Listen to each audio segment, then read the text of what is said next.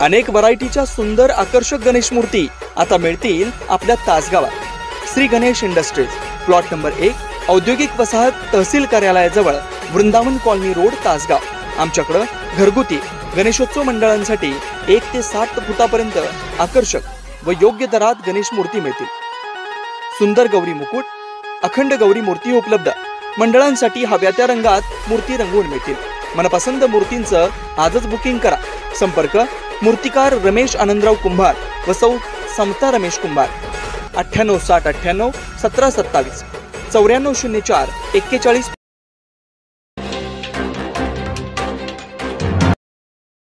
पाणी संघर्ष समितीच्या उपोषणाला अखेर यश।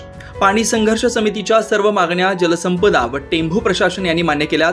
आर्थिक तरतूद केली आहे। टेंभू योजनेबाबतीत उर्वरित सर्व कामं करण्याचे निर्णय पत्र पाणी संघर्ष समिती कमिटीला टेंभू अभियंता राजन रेडिया व तहसीलदार अजित शेलार यांच्या हस्ते दिला।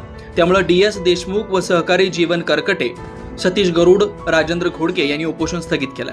जलसंपदा विभागाने दिलेल्या पत्रानुसार कडेगाव तलावात व गायकवाड तलावात बंदिस्त पाईपलाईनने पाणी देण्यासाठी 549 लाख रुपये तरतूद करण्यात आली आहे। 9 नंबर पोर्ट कालवा ते माळवाडी येथे जाणाऱ्या बंदिस्त पाईपलाईनला 60 लाख रुपये तरतूद करण्यात आली आहे।